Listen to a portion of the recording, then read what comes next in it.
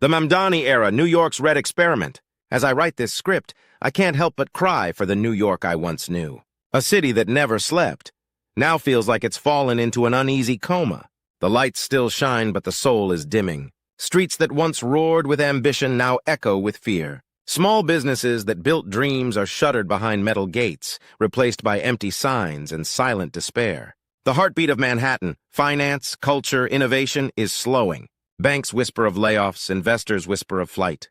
Even the skyline feels heavier, burdened by uncertainty. And beneath the glass towers, ordinary New Yorkers wonder how long they can still call this place home. Democratic socialism, they say, will bring equality. But history has shown it brings collapse, dependency, and decay.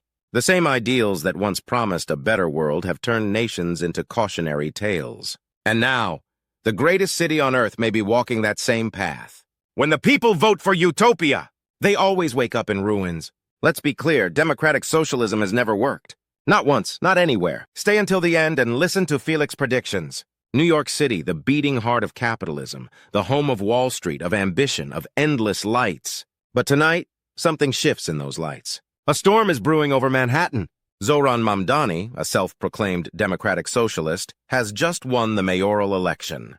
Cheering crowds fill Queens and the Bronx chanting power to the people, but behind the chants the markets whisper a different word: fear. 1. The socialist dream and the capitalist nightmare. Democratic socialism promises fairness, equality, and justice, the noble idea that everyone should share the wealth. But history tells a darker truth. Every nation that embraced it soon found itself drowning in debt, shortages, and despair. In the UK of the 1970s, socialist governments nationalized industries for the people. Result?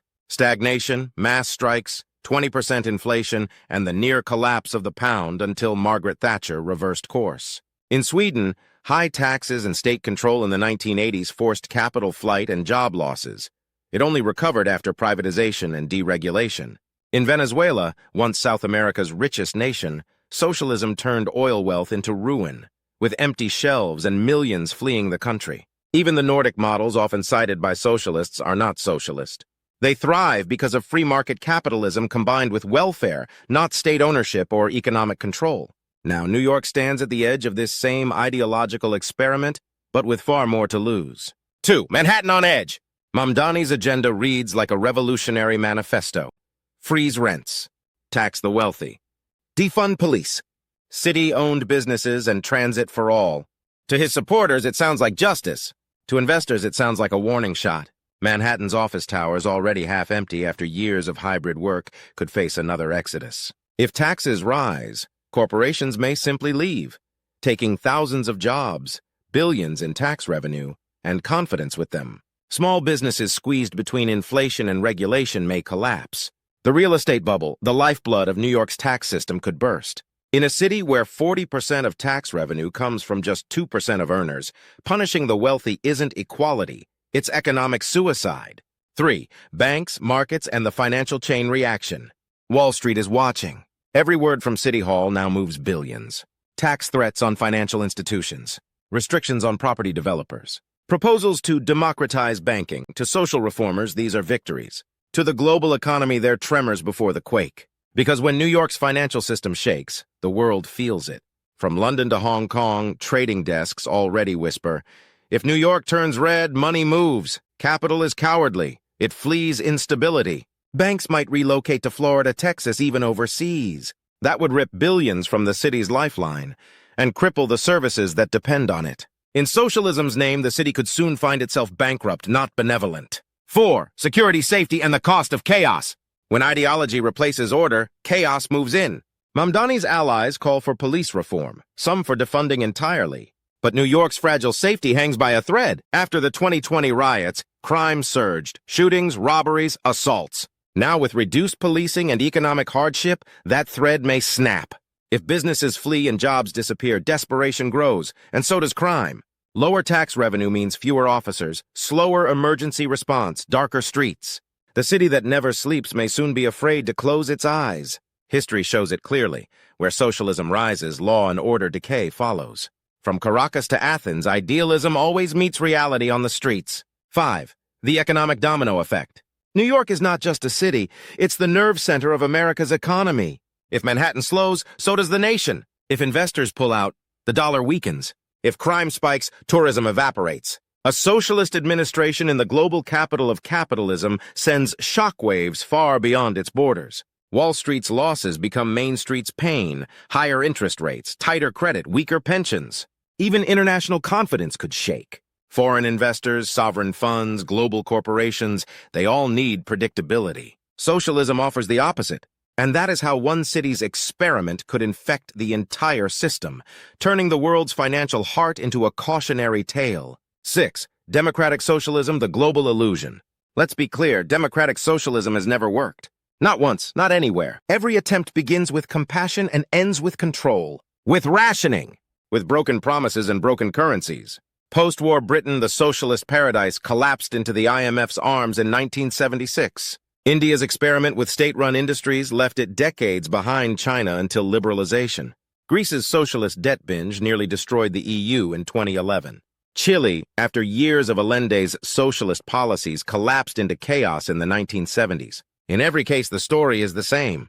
The state grows. Productivity falls. The rich leave. The poor suffer. Freedom erodes. Socialism fails not because it's evil, but because it ignores human nature. People innovate when rewarded, not when equalized into mediocrity. Markets work because competition fuels progress. When you remove that incentive, the entire machine stalls. And yet, every generation someone promises, this time it will be different. Now that promise has come to New York. 7. The Mayor's Mountain.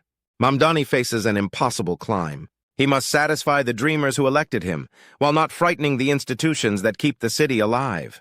He must promise equality without emptying the treasury. He must reform policing without inviting crime. History says he will fail, because ideology and economics do not share the same language. Every dollar of fairness must come from someone else's pocket. Every free service costs the taxpayers more. Every policy that wins applause from activists sends shivers down the spine of the markets. Even if his intentions are pure, the mechanics of socialism always end the same. Inflation, shortages, distrust, and eventually collapse. 8. The New York Paradox. This is the paradox. New York built its wealth on freedom, competition, and capital. Now it threatens to dismantle the very engine that made it great. If Mamdani taxes the rich, they'll leave. If he controls rent, developers stop building. If he raises wages by decree, businesses stop hiring. Soon the dream of equality turns into equality of poverty. Manhattan may not fall overnight, but once confidence breaks, recovery takes years. Just ask Detroit. 9. What comes next? The signs are already visible. The stock market wobbles. Bond spreads widen. Foreign investors whisper, maybe London, maybe Singapore. If New York loses its status as the world's safe haven, America's empire of finance cracks. The dollar weakens. Treasury yields rise. Debt costs explode, and all from one election, one ideological pivot. Because ideas are not harmless. They are blueprints for prosperity or ruin. 10. A grim forecast. Mamdani's win isn't just political, it's symbolic. It tells the world that even the citadel of capitalism has lost faith in itself. That people would rather risk collapse than endure inequality. But revolutions, even democratic ones, devour their own children. When the wealth leaves, the welfare ends. When the incentives vanish, the innovation dies. And when the lights of Manhattan begin to dim, the world will understand what was truly lost. Democratic socialism promises paradise but delivers paralysis. It replaces hunger with dependence, prosperity with permission, freedom with fairness, until no one is truly free or fair anymore. 11. Closing words. New York City has chosen a new path. Whether it becomes a beacon of progress or the next cautionary tale, time will tell. But remember, every socialist experiment begins with hope and ends with someone saying, "We didn't mean for it to turn out this way." And as the first winter wind of 2026 howls through empty subway tunnels and shuttered storefronts, the city that once sold the dream of endless opportunity may discover what happens when you trade freedom for fairness. Because when the people vote for utopia, they often wake up in ruins. Stay awake! Stay aware. This is Felix. See you next time.